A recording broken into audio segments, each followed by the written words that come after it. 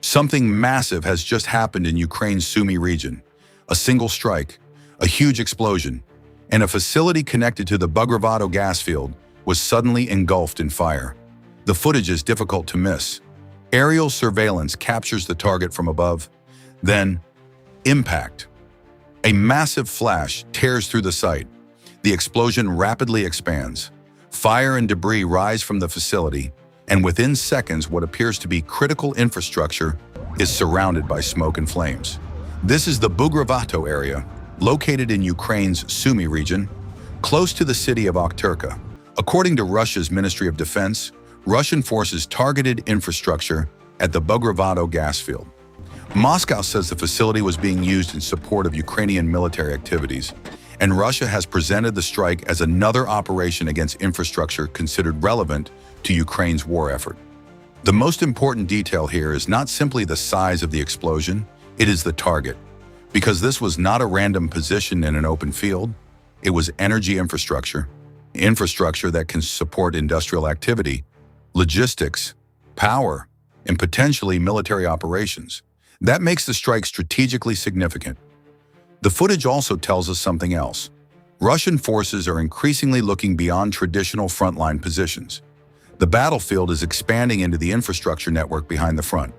Fuel, energy, storage, transportation, production, and communications.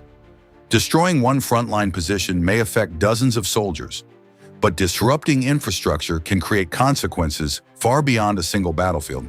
And that appears to be the logic behind this strike. Russia is attempting to put pressure on the systems supporting Ukraine's military operations, not just the soldiers at the front, but the infrastructure behind them.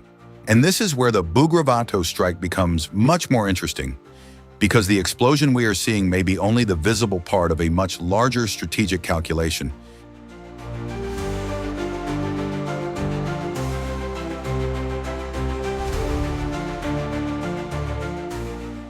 Modern warfare is not fought only with tanks and artillery. It is fought through networks, fuel networks, energy networks, railways, depots, factories, communication systems, and increasingly, energy infrastructure. Ukraine has spent years developing and maintaining an extensive energy and industrial system. That system is essential for civilian life. But during wartime, parts of that infrastructure can also become relevant to military operations. This is exactly why energy facilities have become increasingly important targets. Russia has repeatedly demonstrated that it wants to attack Ukraine's ability to maintain the machinery of war. And the Bugrovatoe strike fits into that broader pattern. The Russian Ministry of Defense says the operation was carried out using unmanned systems. The footage appears to show the strike from an aerial surveillance perspective.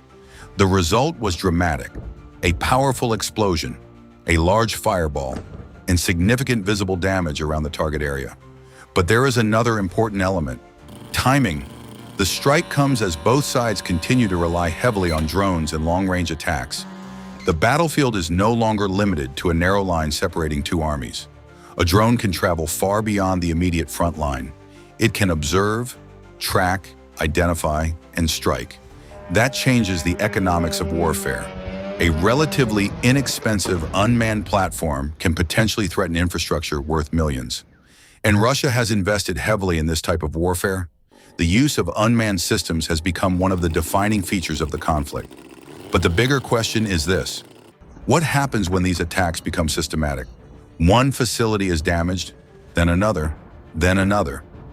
Individually, each strike may appear limited. Together, they can create pressure across an entire network.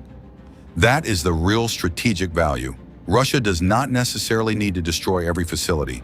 It only needs to make the network harder to operate, less reliable, more expensive, more difficult to protect, and more difficult to repair. That is why infrastructure strikes can matter even when they occur hundreds of kilometers away from the main battlefield. The front line may be somewhere else, but the war is being fought across the entire support structure, and Russia appears increasingly determined to exploit that vulnerability.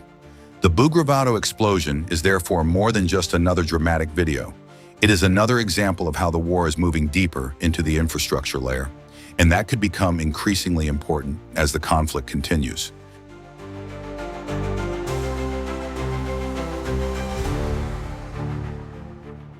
Look carefully at the footage again. The explosion is enormous. But the bigger story is not the fireball. It is the message behind the target. Russia is demonstrating that distance does not necessarily mean safety.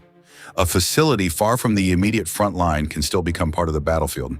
And Ukraine faces a difficult problem. Protecting the front line is already extremely demanding. Protecting every energy facility, every industrial site, every logistics hub, every storage facility, and every critical piece of infrastructure is an entirely different challenge. This is where long-range unmanned warfare becomes so important. Russia can use surveillance, identify a target, select the moment, and attempt to strike from a distance. Ukraine, meanwhile, has to decide where to deploy its limited air defense resources. Protect the cities, protect military positions, protect energy infrastructure, protect logistics. There is no unlimited answer. Every defensive decision creates another vulnerability somewhere else. And that is precisely what makes infrastructure warfare so dangerous. It is not simply about destroying buildings. It is about forcing the opponent to spend resources defending everything. And that creates pressure, financial pressure, military pressure, industrial pressure, and logistical pressure. For Russia, the strategy is clear. Increase the cost of sustaining Ukraine's military capabilities. For Ukraine, the challenge is equally clear. Keep the system functioning despite continuous attacks. That is the larger battle taking place behind the headlines. And the Bugrovatoe strike provides another visual example of it. One explosion, one facility, but potentially a much larger strategic message. Russia is showing that its strike campaign is not limited to trenches and frontline positions. It is targeting the infrastructure that supports the war effort. And if this pattern continues, the question is not simply how many targets Russia can destroy. The bigger question is, how much pressure can Ukraine's infrastructure network absorb before the cumulative effect becomes strategically significant? That is something we will have to watch very closely. Because in modern warfare, sometimes the most important battlefield is not where the soldiers are fighting, it is the system behind them.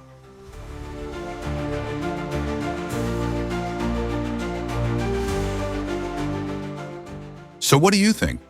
Was the Bugrovatoe strike simply another isolated attack? Or is it part of a broader Russian strategy to systematically pressure Ukraine's energy and military infrastructure? And if these strikes continue, how could they affect the wider balance of the conflict? I want to hear your thoughts. Not just one side, not just the Russian perspective, not just the Ukrainian perspective. Let's look at the bigger picture together. If you found this analysis useful, support the channel by leaving a like, subscribing, and sharing this video. It helps Taipur Update continue covering major military and geopolitical developments with deeper context, not just the headline. And remember, Yaku, war is never only about weapons and territory.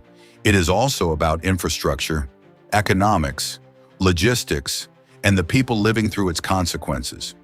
This channel focuses on analysis and publicly available information. The footage and claims discussed in this video are presented for news, documentary, and educational purposes.